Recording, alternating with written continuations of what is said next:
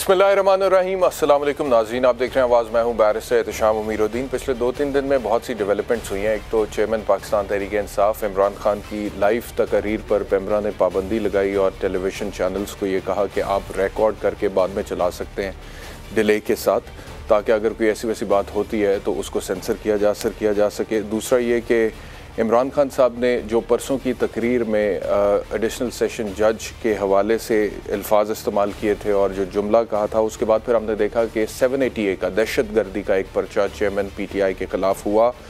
और फिर हमने ये भी देखा है आज की डेवलपमेंट ये है कि इस्लामाबाद हाई कोर्ट ने उसी स्टेटमेंट के हवाले से नोटिस ले लिया और मुमकिना तौर पर तौहीन अदालत की कार्रवाई इमरान खान के ख़िलाफ़ आगे चलाई जाएगी इस्लामाबाद हाई कोर्ट में, जिसमें अब देखना ये है कि उनको बुलाया जाता है तो वो पेश होते हैं, और अगर होते हैं तो फिर वो क्या कहते हैं। और हमने ये भी देखा है कि जो 780A का पर्चा था उसमें आज 3 दिन की राहदारी ज़मानत मिल गई है इमरान खान साहब को। और जब ये पर्चा हुआ था तो उसके बाद ये बात हो रही थी कि किसी भी वक्त शायद इमरान खान को गिरफ़्तार किया जा सकता है। और फिर PTI के रहनुमाओं ने कॉल दी कि तमाम कारकुनान बनीगाला इकट्ठे हो जाए। बहुत सारे लोग बहुत बड़ी तादाद में बनीगाला पहुंच भी गए, रात सारी वहां पर क़याम भी किया। और उसके बाद जब पता लगा कि सुबह प्रोटेक्टिव बेल हो गई है तो उसके बाद मेरा ख्याल है कि कुछ लोग वहाँ से डिस्पर्स हो गए। कंटेम्प्ट के हवाले से जो सूरत हाल है और ये जो दहशतगर्दी का पर्चा दिया गया इसके हवाले से जो सूरत हाल है, सबसे पहले ये डिस्कस करेंगे। उसके बाद फिर गिल साहब का जो 2 रोज़ा जिस्मानी रिमांड आज दे दिया गया इस्लामाबाद पुलिस को, वो भी डिस्कस करेंगे और उनकी मेडिकल रिपोर्ट क्या कहती है वो भी डिस्कस करेंगे। सबसे पहले सुनवाते हैं इमरान खान साहब ने कहा क्या था। शर्म करो IG इस्लामाबाद, IG तुम और DIG, तुम्हें तो हमने नहीं छोड़ना, तुम्हारे ऊपर केस करना हमने। और मैजिस्ट्रेट साहिबा ज़ेबा, आप भी तैयार हो जाएं, आपके ऊपर भी हम एक्शन लेंगे। आप सबको शर्म आनी चाहिए कि एक आदमी को जिसको उस चीज के ऊपर जो तशद्दुद किया, अगर क्या कमजोरी को एक कमजोर आदमी मिला। तो इस कमेंट के बाद जब फिर दहशतगर्दी का पर्चा दर्ज हुआ इमरान खान साहब के खिलाफ, तो उसके बाद पाकिस्तान तहरीक इंसाफ के कारकुनान बनीगाला के बाहर इकट्ठे हो गए और उन्होंने कहा कि हम हर मुमकिन कोशिश करेंगे कि गिरफ्तारी ना हो। परवेज़ खटक भी वहाँ पर मौजूद थे, उन्होंने भी सुना। इस इम्पोर्टेड हुकूमत को मैं बताना चाहता हूँ कि अकल के नाखून लें। इमरान खान रेड लाइन नहीं है, इनके लिए सारा पाकिस्तान रेड लाइन बन गया। इमरान खान को हाथ लगेगा तो सारे पाकिस्तान में आग लग जाएगी। तो इंतशार ना फैलाएं, सोच समझ के फैसले करें। फिर आज सुबह जब राहदारी ज़मानत मिली है इमरान खान को 3 दिन की, ताकि वो मुतलका अदालत से रुजू कर सकें, क्योंकि कहा यह गया था बाबर अवान की तरफ से कि इमरान खान अभी घर से बाहर भी नहीं निकल सकते क्योंकि घेरा तंग है। जैसे वो घर से बाहर निकलेंगे तो उनकी गिरफ्तारी का खदशा है, लिहाजा पहले प्रोटेक्टिव बेल दे दें, उसके बाद फिर हम मुतलका अदालत से रुजू करेंगे। तो वो 3 दिन की जब मिल गई तो उसके बाद फवाद चौधरी ने इस्लामाबाद हाई कोर्ट के बाहर आकर क्या कहा। जलसा था इमरान खान का रावलपिंडी में, और उस जलसे से ही कांपें इतनी टांग गई हैं कि रात को उन्होंने एक जैली FIR जो है टेररिज्म के केसेस में पाकिस्तान के साबिक वज़ीर आज़म के ऊपर दर्ज की। FIR है, इसकी कोई कानून बनता ही नहीं है, यह FIR ख़त्म होनी चाहिए और उसकी जो प्रोसीडिंग्स हैं वो इंशाअल्लाह ताला हम इनिशिएट करेंगे। मोटरवेज़ को बंद किया जा रहा है ताकि लोग इस्लामाबाद ना पहुंच सकें। 10 सितंबर से पहले जो है ये इनका तख्ता हो जाएगा और पाकिस्तान का इक़्तिदार पाकिस्तान के अवाम को वापस मिलेगा। अब ये जो स्टेटमेंट था इमरान खान का, जिसके बाद उन पर दहशतगर्दी का पर्चा दर्ज हुआ, इस्लामाबाद हाई कोर्ट का नोटिस भी हुआ और उसके बाद अब उन्हें वो भी प्रोसीडिंग्स फेस करनी पड़ेंगी। उसके हवाले से आज एक सेमिनार में गुफ्तगू करते हुए उन्होंने क्या जस्टिफिकेशन दी और कैसे उसको जस्टिफाई करने की कोशिश की है। वो खातून मैजिस्ट्रेट, वो बड़ा जी इमरान खान को दहशतगर्द बना दिया मुझे, कि वो ने उसको कह दिया है कि जो जब खातून मैजिस्ट्रेट के पास आया, जब उसको पता था तशद्दुद है, आज साबित हुआ है कि उसके ऊपर तशद्दुद हुआ है, अदालत में उसकी रिपोर्ट दी गई है कि उसके ऊपर तशद्दुद हुआ, उसने फिर उसको पुलिस के पास रिमांड पे भेज दिया। यानी कोई चेक करना चाहिए, और क्या इनकी कोई अकाउंटेबिलिटी नहीं है। और फिर ये जो IG और DIG है, कौन जिम्मेदार है कि एक आदमी को आपने गैर कानूनी तौर पे उठाकर तशद्दुद किया। मैं कह रहा हूं कि कानूनी कार्रवाई करेंगे, वो कहते जी दहशतगर्द। हमारे मुल्क में कानून की हुक्मरानी नहीं, ताकत की हुक्मरानी है। अल्लाह ने करना था कि कल कौम सारी सड़कों पे आ गई रात को 2 बजे 3 बजे। मैं यही सोच रहा था कि मैं अगर आम एक शहरी पाकिस्तानी होता, मैं शहबाज गिल होता, तो अभी तक इन्होंने मुझे उठा के वो जेल में जाके उसी तरह फेंटा लगाना था जो उस बेचारे से किया। तो that is how he justified his statement. और मैं आपसे अर्ज़ करूं कि जहाँ तक मेरी ज़ाती राय है इसके हवाले से, वो जुमला यकीनी तौर पे तकरीर में एड्रेस करके ख़ातून जज को कहना मुनासिब नहीं था, वो नामुनासिब था और वो नहीं कहना चाहिए था इमरान खान साहब को, लेकिन बस उनका कुछ मिजाज ऐसा है और आज से नहीं बड़े अरसे से है कि वो कह जाते हैं। But this is the first time कि उन्होंने बाय नेम के एड्रेस करके किसी जज को, और वो भी खातून जज को, ये जुमला कहा है। लेकिन मैं समझता हूँ कि दहशत गर्दी की जो FIR है इसके ऊपर तो कानून बहुत क्लियर है। पढ़ी लिखी बात करते हैं, सुप्रीम कोर्ट का फैसला 2019 में चीफ जस्टिस थे आसिफ सईद खोसा साहब, और बाकायदा तौर पे उस टाइम पर उन्होंने एक लार्जर बेंच बनाया 7 रुकनी, जिसमें उनके अलावा 6 सुप्रीम कोर्ट के जज साहिबान थे। और उन्होंने कहा कि दहशत गर्दी की दफ़ा का इतलाक़ क्रिमिनल केसेस पर कहाँ पर होना चाहिए, कहाँ पर नहीं होना चाहिए, इस हवाले से माजी में बहुत सारी कन्फ्यूजन रही है। So once and for all हम वो सारी जूरिस्प्रूडेंस डिस्कस करेंगे और अपना एक प्रेसिडेंट सेट कर देंगे कि किन मुकदमात पे दहशत गर्दी का प्रोविज़न का इतलाक़ हो सकता है 780 का। और उसमें फिर उन्होंने कहा कि दहशत गर्दी की जो दफ़ा है वो सिर्फ दहशत गर्दों पर लगनी चाहिए। वो लोग जो कि माशरे में दहशत गर्दी की कार्रवाइयाँ करते हैं, एक्ट्स ऑफ वायलेंस करते हैं विद द इंटेंशन कि वो स्टेट को, सोसाइटी को, गवर्नमेंट को, रियासत को डिस्टेबलाइज करना चाहते हैं, खौफो हरास फैलाना चाहते हैं, और उसमें यकीनी तौर पर वो कार्रवाइयाँ आती हैं जो कि हमने दहशत गर्दी के ख़िलाफ़ जंग में देखी हैं। मिसाल के तौर पर FIA के ऑफिस पर हमला हुआ, बम ब्लास्ट था, दादा साहब लाहौर में जो मज़ार है वहाँ पर बम ब्लास्ट हुआ, मून मार्केट ब्लास्ट हुआ, APS पेशावर का जो वाक़या हुआ, तो वो सारी दहशत गर्दी की कार्रवाइयाँ थी। तो अगर कोई भी इंडिविजुअल्स जिनका ताल्लुक कल अदम तंजीमों से है और जो अपने मकासद के हसूल के लिए, चाहे वो मजहबी मकासद हैं या सियासी मकासद हैं या नज़रियाती मकासद हैं, वायलेंस का रास्ता इख्तियार करते हैं और फिर वायलेंट एक्टिविटी करती हैं, उस हवाले से थ्रेट करती हैं सोसाइटी को और गवर्नमेंट को और स्टेट को, और उनको टॉपल करने की बात करती है और स्टेट विद इन स्टेट बना देती है, उनके ऊपर दहशत गर्दी का इतलाक़ होता है। अगर कोई आम शहरी, कोई इंडिविजुअल, कोई प्राइवेट सिटीजन जो है कोई क्राइम कमिट भी करता है, तो चाहे वो 302 का क्राइम ही क्यों ना कमिट हो जाए, उस पर 302 ही लगेगी। कोई अगवा बराए तावान भी करता है तो उस पर 365 ही लगेगी। उन पर 780 दहशत गर्दी का इतलाक़ नहीं होगा, क्योंकि दहशत गर्दी की प्रोविज़न सिर्फ दहशत गर्दों के लिए है।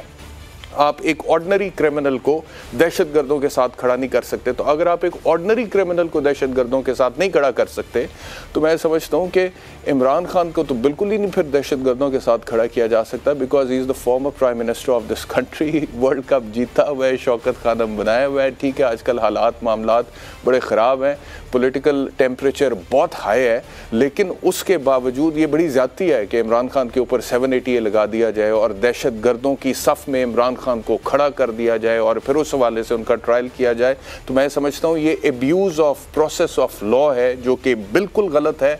FIR बिल्कुल गलत है, और ये FIR जो है it is liable to be quashed, to be discharge, और इस्लामाबाद हाई कोर्ट जाएंगे तो मेरा ख्याल है इसके अंदर उनको रिलीफ भी मिल जाएगा। और ये हुकूमत को भी सोचना चाहिए, जो मौजूदा हुकूमत है इनको भी सोचना चाहिए कि अगर आप आज एक बयान के ऊपर दहशत गर्दी लगा रहे हैं, ये कोई बॉम्ब ब्लास्ट नहीं था, ये कोई खुदकुश हमला नहीं था, ये कोई फायरिंग की टारगेटेड किलिंग नहीं थी, इसके अंदर कोई स्टेट को मतलब कि डिस्टेबलाइज करने वाले, हाँ कंटेम्प्ट की जो कार्रवाई उसके वाले से भी थोड़ी देर में मैं गुफ्तगू करता हूँ। मेहमान हमारे साथ है जी, अच्छा मेहमान हमारे साथ नहीं, एक ब्रेक लेते हैं, ब्रेक के बाद तो फिर ये गुफ्तगू करते हैं कि दहशत गर्दी क्या, वो तो अपनी राय तो मैं दे चुका हूँ, मेहमानों से भी पूछूंगा। डॉक्टर खालिद रांझा हमारे साथ होंगे, सीनियर कानूनदान हैं, शुएब शाहीन साहब होंगे, Islamabad high court bar association के सदर हैं, वसीम बदामी साहब होंगे, सीनियर तज्ज़िया निगार एंकर हैं। तो इन सब से भी इनके व्यूज़ भी पूछूंगा, और फिर तौहीन अदालत के हवाले से क्या ये उसके ज़ुमरे में आता है और उस पर भी कार्रवाई हो सकती है इमरान खान के ख़िलाफ़ या नहीं हो सकती है, या वो नामुनासिब स्टेटमेंट था जिसका जो उन्हें नहीं देना चाहिए था, और तौहीन अदालत क्या होती है, ये भी आपके सामने रखेंगे आफ्टर द ब्रेक।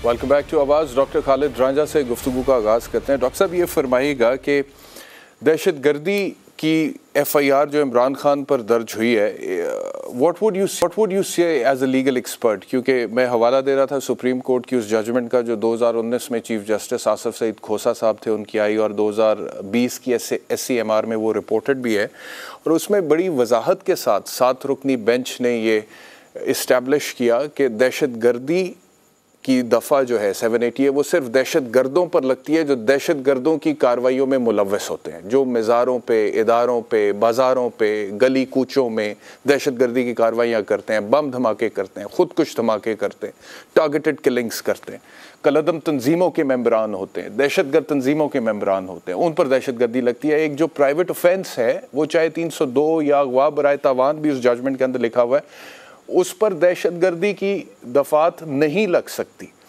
और फिर मज़ीद उन्होंने ये भी बोला कि जो डेफिनेशन है उस पर भी पार्लियामेंट को गौर करना चाहिए। उन्होंने रिकमेंडेशन भी दी है कि इस डेफिनेशन को आप नैरो डाउन करें क्योंकि कोई मजाक नहीं है। और जब आप मुख्तलिफ केसेस पे, जो आम केसेस होते हैं, क्रिमिनल केसेस, उन पर दहशतगर्दी की दफात लगा देती हैं और वो दहशतगर्दी की अदालतों में आ जाते हैं, तो उस दहशतगर्दी की स्पेशल कोर्ट पे बर्डन बढ़ जाता है और जो असल केसेस होते हैं दहशतगर्दी के, उनमें इंसाफ में ताख़ीर हो जाती है वर्कलोड की वजह से। तो आई एम श्योर कि आपने तो बिल्कुल, आपको मुझसे बहुत बेहतर पता होगा इस जजमेंट के हवाले से, तो what is your opinion sir on this? मैं समझता हूँ कि इसको हमने माजी में जो ये एक ऐसी दफ़ा बनाई गई है जिसको हम इस्तेमाल करते हैं ज़ाती मफाद के लिए। मिसाल के तौर पर गमला जुलूस जा रहा था, 2 गमले टूट गए हैं, आपने दहशतगर्दी लगा दी है और फिर हमने उसके ऊपर ये रोका नहीं है कि ये नहीं होना चाहिए। हम शटर डाउन के ऊपर, आपको याद होगा कि जब हड़ताल हुई थी 2002 में तो शटर्स डाउन हुए थे पिंडी में, तो हुकूमत वक्त ने उसके ऊपर लगा दी दहशतगर्दी, फिर उसको स्ट्राइक डाउन किया गया। तो मैं समझता हूँ कि the government once for all कि कहाँ हम अगर जो चीज़ बाद में स्ट्राइक डाउन हुई है, मेहरबानी करके वो ना ही लगाएं तो बेहतर है जी। और उससे सेंसेशन पैदा होती है, उससे सरकार की रेट जो है वो ख़राब होती है और जो हुकूमत का वर्थ है वो कम हो जाता है।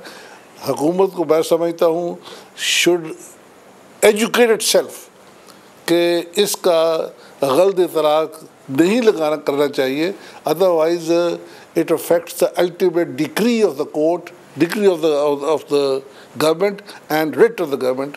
और ये जो दहशतगर्दी है इसके मतलब भाई छोड़े तमाम वाक़यात को, तमाम एक्ट्स को, दहशतगर्दी जो है इसकी परसेप्शन है। Would you say कि any utterance on the TV or any utterance on the media would make it दहशतगर्दी? सही। इससे ज़्यादा abuse of law हो नहीं सकता। सही, ठीक, बिल्कुल ठीक, मैं बिल्कुल ठीक है।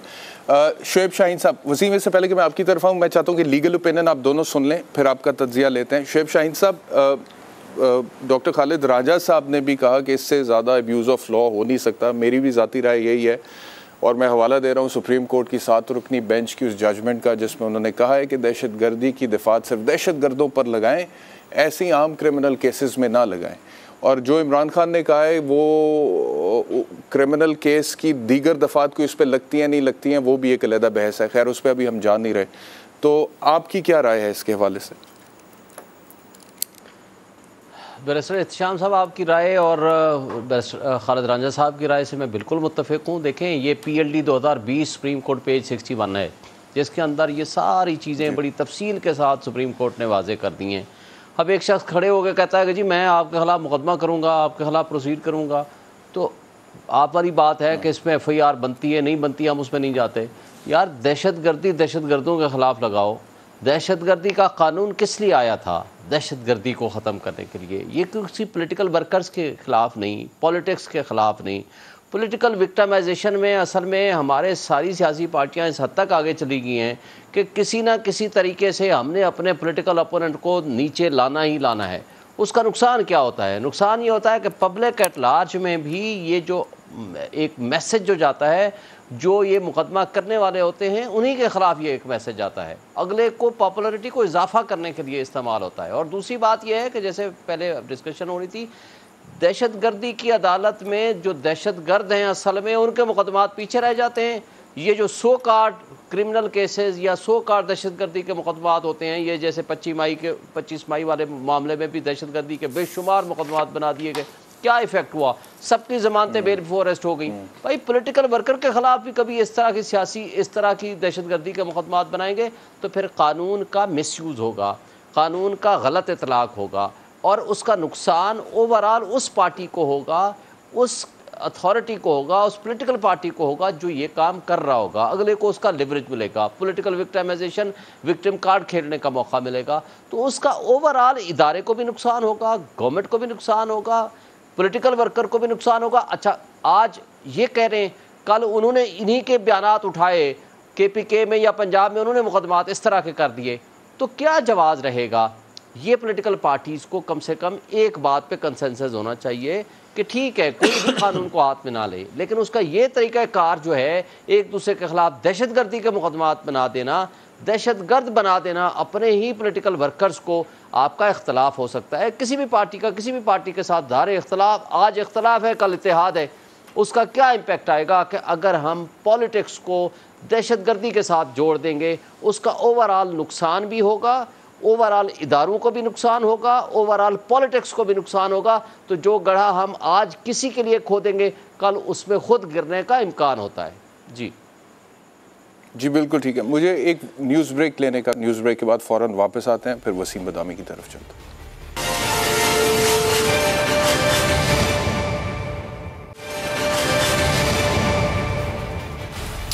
वेलकम बैक टू आवाज़। बदामी साहब, बात जो हो रही है इमरान खान साहब पे दहशतगर्दी के पर्चे के हवाले से, तो मैं आपको बताऊं कि एक वकील की हैसियत से मैंने बहुत दफ़ा अदालतों में पेश होकर बहुत सारे ऐसे केसेस जिनमें दहशतगर्दी की दफ़ात लगी हुई थी, 780 लगी हुई थी, मैंने उनको तोड़वाया है और वापस ऑर्डनरी क्रिमिनल कोर्ट यानी कि सेशंस कोर्ट में उनको भिजवाया, इसी ग्राउंड पर जो हम यहाँ पे डिस्कस कर रहे हैं। आई एम श्योर आप सुन ही रहे थे।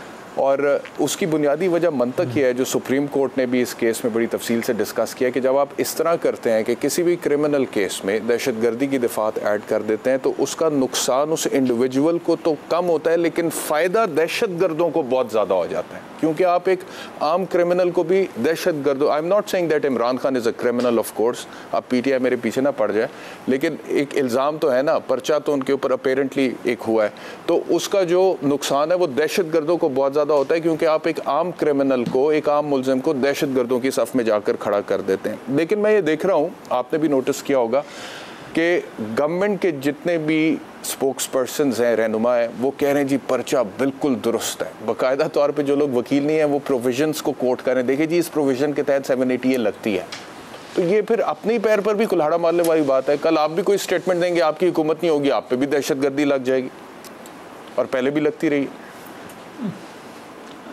बिस्मिल्लाहिर्रहमानिर्रहीम। मेरा ख्याल में इस सब का, ये सारी डेवलपमेंट का जो सबसे अहम पहलू वो यही है कि सियासतदान सबक नहीं सीख रहे। ये बिल्कुल ठीक है कि ज़ाहिर है आप अपना सियासी इख्तलाफ ख़त्म करके जो है वो बाहम बगलगीर तो नहीं हो सकते, वो तो हमेशा रहेगा, लेकिन आपने कोई लाइंस ड्रॉ करनी या नहीं करनी। और अगर अभी जो सियासी जमात है इख्तिदार है, मुस्लिम लीग नून पीपल्स पार्टी, जो कि पाकिस्तान की कदीम तरीन सियासी जमातें हैं, अगर वो भी इन चीज़ों से सबक नहीं सीखती, और अभी ज़्यादा दूर की बात नहीं है, हालिया तारीख में ऐसी ही दफ़ात को इस्तेमाल करते हुए, not exactly this one but ऐसी ही दफ़ात को इस्तेमाल करते हुए उन्होंने जो कुछ भुगता है वो उसी का एक्शन रिप्ले अगर कर रहे हैं, तो फिर कल को जब उनके साथ ये ज्यादती हो रही होगी तो मैं और आप तो उस वक्त भी तनकीद करेंगे इसी अंदाज से, जिस तरह इमरान खान साहब के खिलाफ जो इस हवाले से जाती है कि दहशतगर्दी का पर्चा काटा है, हम तो करेंगे तनकीद जिस तरह आज इस हवाले से कर रहे हैं, लेकिन उनको तनकीद करने का कोई हक नहीं होगा, because they are being part of the problem, not part of the solution.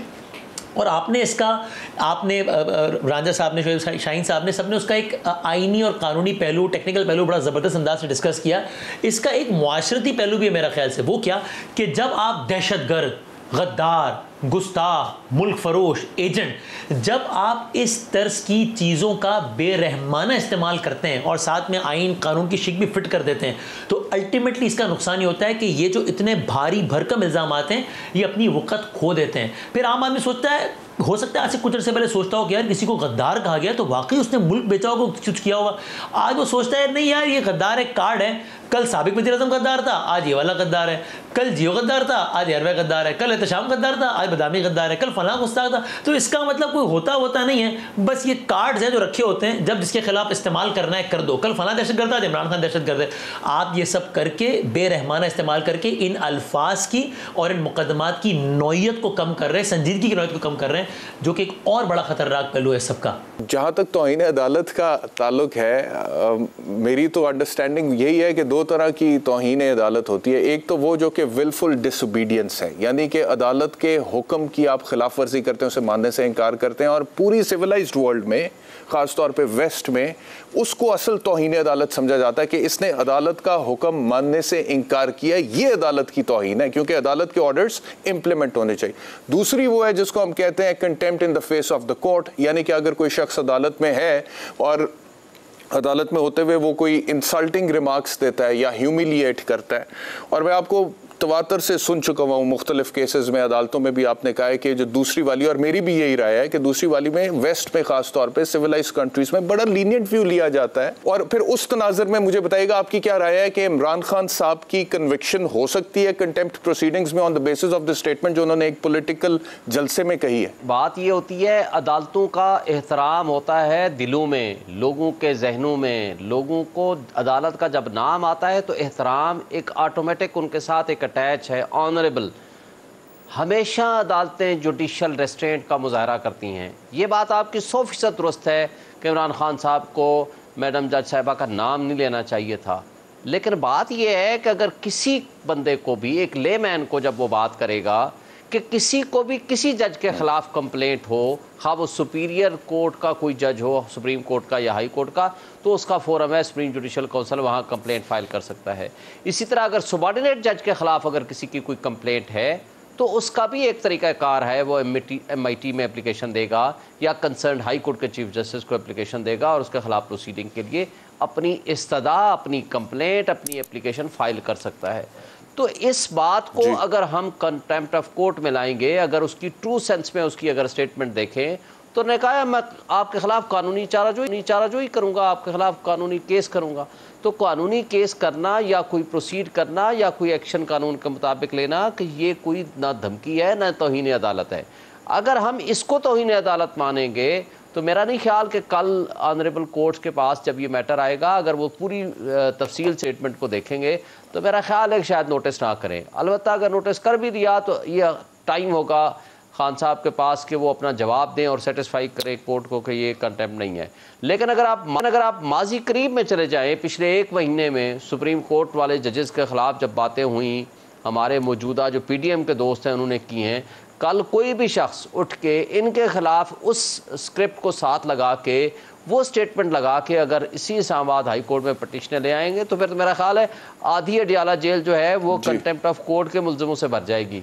तो मेरा नहीं ख्याल कि आम तौर पर अदालतें हमेशा जुडिशल रेस्ट्रेंट का मुजाहरा करती हैं, हमेशा बड़ी अदालतें इन चीज़ों में नहीं, छोटी चीज़ों में पड़ती। मेरा नहीं ख्याल कि इसमें कोई फर्दर कोई कन्विक्शन का चांस है या उसमें कोई आगे इतने सीरियस। आपको याद होगा पनामा केस में भी सिर्फ 3 लोगों को सज़ा हुई थी, हालांकि बातें बहुत सारे लोगों ने की थी, लेकिन वो चूँकि हद से ज़्यादा बढ़ के उन्होंने बातें की थी, जिसमें तलाल साहब, दानियाल और निहाल हाशमी साहब, उनको 3 को सज़ाएँ हुई थी और वो भी बड़ी लाइटर। लेकिन असल बात ये थी कि उनका जो कंडक्ट, उनकी बातें, उनका जो बिहेवियर था वो टोटली डिफरेंट था। तो इसलिए कंटेम्प्ट ऑफ कोर्ट कभी भी अदालत के इज़्ज़त व एहतराम में इजाफा नहीं करता। कंटेम्प्ट ऑफ कोर्ट हमेशा सिर्फ सीरियसनेस, वो भी वहाँ जैसे आपने कहा कि कोई अथॉरिटी ऑर्डर मानने से इनकार करते उसको एग्जीक्यूट ना करे, या कोई contempt on the face of the court है, या स्कैंडलाइज करे कोर्ट को। यहाँ एक फ्लो में की जाने वाली बात, उसको उठा करके पहले दहशतगर्दी का मुकदमा बना दिया गया और उसके बाद अगर ऑनरेबल कोर्ट समझती है कि इसमें कंटेम्प्ट है तो कंटेम्प्ट तो बड़ा सीरियस चीज़ है। बिल्कुल सही। मेरा नहीं ख्याल कि बड़े मुअज़्ज़ज़ जज साहिबान इस पे आगे प्रोसीड करेंगे। मैं डॉक्टर साहब से भी ओपिनियन ले लूँ इस हवाले से। ये एक अलहदा बहस है डॉक्टर साहब के निहाल तलाल दानियाल, उनके ऊपर जो कंटेम्प्ट ऑफ कोर्ट लगी थी, क्या वो दुरुस्त थी? वो एक अलग बात है। वो शोएब शाहीन साहब तो डिस्टिंग्विश करने की कोशिश कर रहे हैं, वो कह रहे हैं कि वो मामला और था, उसमें लग सकती थी, यहाँ पर नहीं लग सकती। लेकिन मुझे याद आ गया डॉक्टर साहब के 2015-16 की बात है, इमरान खान साहब पे पहले भी एक दफ़ा कंटेम्प्ट लगी थी, और आप भी जानते हैं, मैं भी जानता हूँ, शोएब शाहीन साहब भी जानते हैं कि अगर कंटेम्प्ट ऑफ कोर्ट एक दफ़ा लग जाए तो खलासी सिर्फ एक सूरत में होती है, when you submit an unconditional apology before the court. गैर मशरूत माफ़ी अदालत कहता है मांगो, और अगर आप नहीं मांगते हैं, वो ट्रायल चलता है तो बड़ा मुश्किल हो जाता है उसमें से फिर निकलना। लेकिन इमरान खान मेरे ख्याल में डॉक्टर साहब पाकिस्तान की तारीख का वो वाहिद आदमी है जिसने माफ़ी नहीं मांगी थी 2015-16 में। खान साहब का अपना एक मिजाज है, एक तबीयत है, वो समझते हैं कि जी मैं एक ख़ास पेडेस्टल पे हूँ, जो कि वो है भी एक तरह से कहा जा सकता है। लेकिन उसके बावजूद उनको क्लीन चिट मिली थी। इस बार भी आपको लगता है ऐसा ही होगा या सिचुएशन कोई डिफरेंट हो सकती है? मैं समझता हूँ यहाँ कुछ बहुत डिफरेंट प्रेमिसेस हैं। वो एक तकरीर कर रहे थे और जिसमें बात की बरखिलाफ एक मुत्तहद अदलिया के जज के मुतल्लक। अब इसका मैकेनिज्म बहुत मुख्तलिफ है लॉ ऑफ कंटेम्प्ट में। इसमें रेफरेंस उस जज को भेजना पड़ेगा हाई कोर्ट को कि जी मेरे मुतल्लिका हाई कोर्ट को कि हाँ जी ये काम किया है, जिससे मैं उसको ख़ुद इख्तियार भी है अगर at the face of the court हो। ये भी एक मैटर है which is merits to be looked into. लेकिन हाई कोर्ट अज खुद इसका नोटिस नहीं ले सकता unless reference is made by the concerned or subordinate judiciary. Contempt of court act rule करता है ना, हमारे पास आर्टिकल 204 है, कंटेम्प्ट ऑफ कोर्ट एक्ट है, और जब तक कोई बात इन दोनों के जुमरे में नहीं आती प्रोसीजरली, civil contempt है, criminal contempt and so on and so forth, you have to come in the category of the contempt under the contempt of court act। जो मैं समझता हूँ ये जो बयान है ऑन द माइक, ये गालिबन कंटेम्प्ट कॉन्स्टिट्यूट नहीं करता। और दूसरी बात ये है कि जो कोर्ट की सेंसिटिविटी है वो और चीज़ है। The courts themselves guard against contempt proceeding. आपको याद होगा एक हमारे बहुत सीनियर जज साहब थे, एक वकील साहब जो बहुत ही सीनियर थे, उन्होंने दरख्वास्त दे दी कि जनाब मेरी निगाह में आप पागल है और आपको अपना मुआयना कराना चाहिए पागल खाने से। उन्होंने दरख्वास्त को पढ़ा और फिर उसको खारिज कर दिया। एक और दोस्त ने दरख्वास्त दे दी हाई कोर्ट में कि जनाब ये जो दरख्वास्त है it amounts to contempt of court. जिस वकील ने दरख्वास्त दी उसके खिलाफ कंटेम्प्ट की कार्रवाई की जाए। तो जज साहब ने वो दरख्वास्त खारिज की लिखते हुए it's a matter between me and the contemnor. तो मैं समझता हूँ इसमें अदालतें भी इतनी जल्दी हाथ नहीं डालती। इट्स मक। जी ठीक है डॉक्टर साहब, क्विकली जरा वो लॉर्ड डेनिंग वाली मिसाल भी बता दें जरा। लॉर्ड डेनिंग वाला वाकया भी मैं चाहता हूँ जरा आप नरेट कर दें।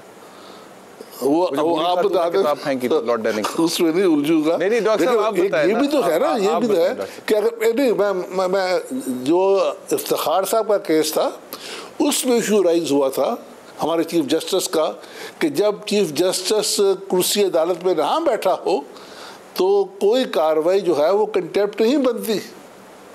तो ये बेशुमार इश्यूज राइज होंगे जिसमें आप शायद इस फेल को कंटेम्प्ट के जुमरे में ना ला सकें और जो प्रोसीजरली शायद वक्त मैं चाहता हूँ वो वाकया ज़रा बता दें डॉक्टर साहब, क्योंकि वो पढ़ाया जाता है बाकायदा तौर पे वो वाकया, वो ज़रा पढ़ा दे सर, बता दे सर। ज़रा ऑफ द कफ आप ज़रा बता दें तो बेहतर होगा। चले वो बहरहाल वो मैंने तो आपको भी आर्ग्यू करते हुए सुना और मैंने पढ़ा भी है कि लॉर्ड डेनिंग ने एक फ़ैसला दिया, वो फ़ैसला एक बूढ़ी खातून के ख़िलाफ़ था।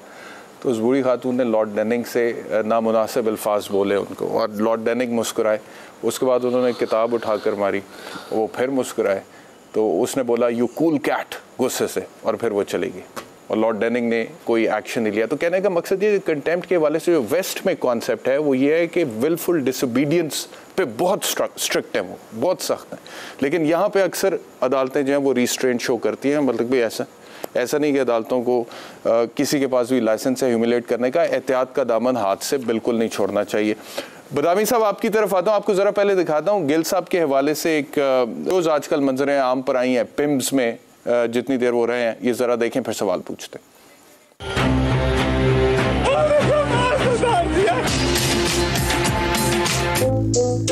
भाई मैं कर लेता हूँ, जब मैंने 4 ले लिए हूँ तो एक और भी ले लूंगा। पागल हो गए हो? हमें कोई इशू नहीं है सिवाय आपकी सेहत, आपकी संघर्ष स्ट्राइक की वजह से आपको इशू होगा। मैं खुदा की कसम गले में उंगली डाल के उल्टी कर दूंगा अगर आपने मुझे और मजबूर किया।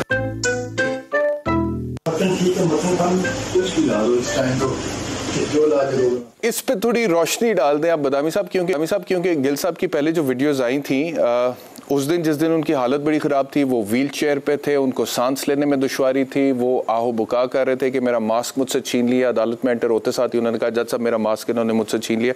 उसके बाद उनकी जो वीडियो पहले आई तो मैंने देखा पाकिस्तान तहरीक इंसाफ ने सोशल मीडिया पर बाकायदा एक कैंपेन चलाई वसी पैमाने पर कि ये तो शहबाज गिल है ही नहीं। अब ये भी शहबाज गिल नहीं है, जितनी वीडियोस अब सामने आ रही हैं डॉक्टर शहबाज गिल की, तो ये सेटल हो गया कि अब डॉक्टर शहबाज गिल साहब ठीक है, इस वक्त उन पर कोई तशद्दुद नहीं हो रहा। जी, एक तो इस वीडियो से फिर मेरी नज़र में तो ये भी साबित हो गया कि फिर पिछली वीडियो भी गिल साहब की थी, इनको एग्जैक्टली इसी जगह, इसी बेड, इसी बैकग्राउंड की है। पिछली वीडियो भी जिनके बारे में शुकूक का इज़हार था कि ये वो हैं या नहीं है, क्योंकि इस वीडियो के हवाले से तो ये बहुत सामने है कि ये वही हैं, जो कि उन्होंने खुद कहा भी है कि मुझे वो केला खिलाया ज़बरदस्ती, पर अंडर प्रोटेस्ट केला खा रहा हूँ और सारा कुछ। मैं चूँकि इस चीज़ का वैसे प्रिंसिपली हामी हूँ कि अगर कोई शख्स हिरासत में है और अपनी सेहत के हवाले से कोई दावा कर रहा है तो उसको डाउट नहीं करना चाहिए, बेनिफिट ऑफ डाउट देना चाहिए, क्योंकि अल्लाह जाने कि वो ठीक है, बाबला है क्या नहीं। अब दूसरी बात ये भी है कि ऑफ कोर्स अगर किसी को तशद्दुद का निशाना बनाया गया, इसकी तो कोई जस्टिफिकेशन नहीं हो सकती। ये भी मुमकिन है कि ये वीडियो इस बात का तो सबूत है कि अभी इस वक्त वो ठीक है, लेकिन क्या इससे पहले उनको जो है मिसहैंडल नहीं किया गया, इसके बारे में सिर्फ इस वीडियो को देख के कतियत के साथ कहना कुछ गलत है। तो मुझे बहरहाल ये लगता है कि इसमें एक ही उसूल सबको बनाना चाहिए।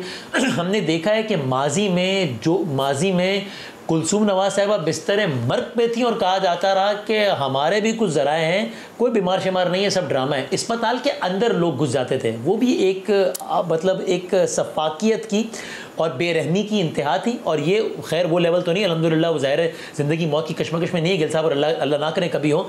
लेकिन इस हवाले से भी रसूल से रखना चाहिए कि अगर किसी में तशद्दुद हुआ है या कोई अपनी सेहत के हवाले से कोई दावा कर रहा है तो उसको डाउट किए बगैर, अगरचे वो वाली जो वीडियो है कि मैं अंडर प्रोटेस्ट खा रहा हूँ, 4 लुकमे खा रहा हूँ, 6 खा लिए, जो भी वो एक है उसकी, वो तशरीह तलब वीडियो है। लेकिन इसमें मैं समझता हूँ, मैं इस राय का हामी हूँ कि क्योंकि हम सब जानते हैं कि बहरहाल वो इस वक्त अंडर इन्फ्लुएंस है, तो उनकी राय को सदा से मुस्तरद नहीं करना चाहिए, जिसका मतलब ज़ाहिर है कतई नहीं उनका बयान ठीक है। लेकिन बहरहाल अगर तशद्दुद का हुआ है या तशद्दुद का जो एक उमूमी मिजाज है हमारे यहाँ, जो कि सब जानते हैं, उसकी नफ़ी होनी चाहिए, उसकी मजम्मत होनी चाहिए। जी ठीक है। शुएब साहब 1 मिनट है मेरे पास before closing. Doctor Shahbaz Gill की हालत तो अब बिल्कुल ठीक है, अपेरेंटली वो बिल्कुल ठीक है, और वो जो जितने भी खदशात थे कि बड़ा कोई पता नहीं अजीब व गरीब टॉर्चर हुआ है, वो अब देखें ना बड़े सही हैं, सेट हैं, वीडियो सामने आ रही। देखें, पहली बात तो यह है कि टॉर्चर की तो आज एविडेंस दे दी जेल सुप्रिटेंडेंट ने, और एडिशनल एडवोकेट जनरल जो जेल सुप्रिटेंडेंट की तरफ से पेश हुआ है, कोर्ट में पेश की सर्टिफाइड कापी, जिससे मुतासर होकर acting chief justice Aamir Farooq साहब ने कमीशन बनाने का हुक्म दे दिया, जुडिशल कमीशन, जिसकी सरबराही retired justice Islamabad high court करेंगे। आज मैं ख़ुद उसमें मौजूद हुआ और वहाँ पेश भी हुआ हूँ, और इस केस को उन्होंने कहा, इसलिए टॉर्चर का तो वो एडमिट। जी बिल्कुल ठीक है, मैं माजरत चाहता हूँ, वक्त ख़त्म हो गया है, बिल्कुल ख़त्म हो गया है, लेकिन आपने डेवलपमेंट बता दी आज जो हुई है। आप तीनों मेहमानों का बहुत बहुत शुक्रिया। लेकिन मैं जाते जाते एक बात कहूँगा, तशद्दुद हुआ नहीं हुआ ये तो एक अलग बात है, लेकिन तशद्दुद के हवाले से जितनी PTI इल्ज़ाम लगा रही है ना, शहबाज गिल ने बाहर आके कहना है कि यार है तू, आप लोग क्या क्या कहते रहे मेरे हवाले से, मुझे लगता है ये ज़ाती तौर पर। बहुत शुक्रिया प्रोग्राम देखने के लिए, इंशाल्लाह फिर मुलाकात होगी, अपना ख्याल रखें, अल्लाह।